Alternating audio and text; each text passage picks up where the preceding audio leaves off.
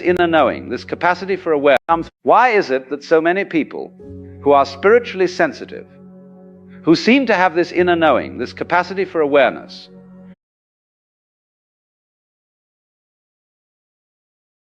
were born into families that were, shall we say, less than ideal, families that were dysfunctional, toxic, painful? And you might think, well, if the universe is so wise, if there's some kind of intelligence behind all this, why would it put these sensitive souls into such difficult circumstances? But what if I told you that this is not a mistake? What if the very thing you've been cursing, the very situation you've been trying to run from your entire life, is actually the most important thing? Not because suffering is noble, but because sometimes the hardest soil produces the strongest trees. See, we have this notion that spiritual awakening should come through pleasant experiences, through meditation retreats, through reading wise books, through sitting quietly in beautiful gardens. And yes, these things can help. But the real awakening, the kind that shakes you to your bones, often comes through fire. It comes through difficulty. It comes through having everything you thought you needed stripped away until all that remains is what you truly are. Think about it this way. If you were born into a perfectly harmonious family, where everyone was kind and understanding, where love flowed freely and naturally, would you ever question anything? Would you ever look deeper? Would you ever have to develop that inner strength, that capacity to see through illusion? Probably not. You'd simply flow along with the current, never knowing there was anything else. But a toxic family, a dysfunctional family, they give you something else entirely. They give you friction. They give you problems that cannot be solved by ordinary means. They give you situations where you cannot simply go along with what everyone else is doing, because what everyone else is doing is clearly mad. And in that friction, in that impossibility, something begins to wake up. Let me put it to you another way. When a grain of sand gets into an oyster, it irritates, it hurts. The oyster cannot simply eject it. So what does the oyster do?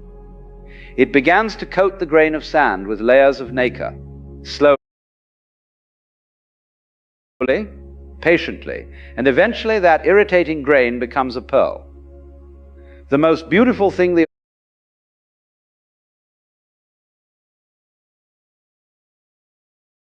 oyster creates comes from the thing that hurt it most. Your toxic family was the grain of sand, and you, through all your struggles, through all your pain, through all those years of trying to understand why they were the way they were, you've been creating. You've been developing something that people born into easy circumstances never have to develop. Wisdom, real wisdom. Not the kind you read in books, but the kind that comes from having to figure out how to survive when everything around you is chaos. But here's where it gets really interesting. A toxic family doesn't just create problems. It creates a very specific kind of problem. It creates confusion about love. And this, strange as it sounds, is the gateway to awakening. You see, most people never question what love is. They simply accept whatever their family taught them. If their family was loving, they assume that's what love looks like. If their family was distant, they assume love is supposed to be distant. They never have to think about it. They never have to examine it. They simply repeat the pattern. But when you're born into a toxic family, you cannot do this. The pattern is so obviously broken that you cannot simply repeat it. You might try it first. Many do, but eventually something in you rebels. Something in you says, no, this isn't right. This isn't what love is supposed to be. And in that moment of rebellion, in that refusal to accept the pattern, you've taken the first step toward awakening, because now you must figure out for yourself what love actually is. You cannot rely on what you were taught. You cannot trust the programming. You have to go deeper.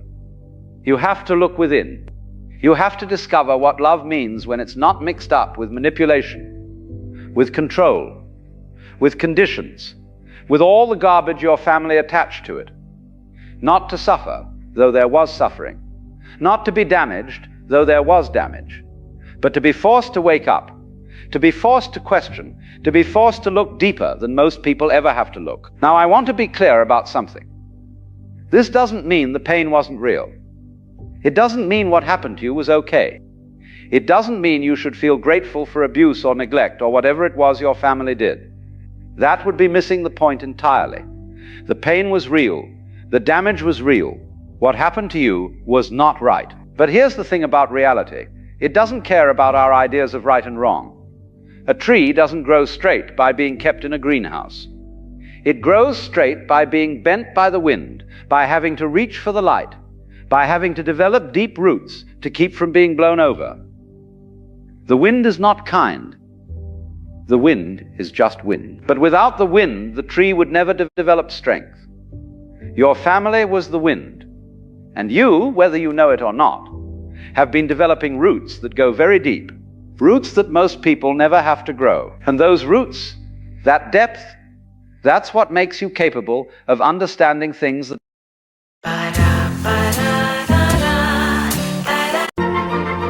Make your move. Shoot your shot.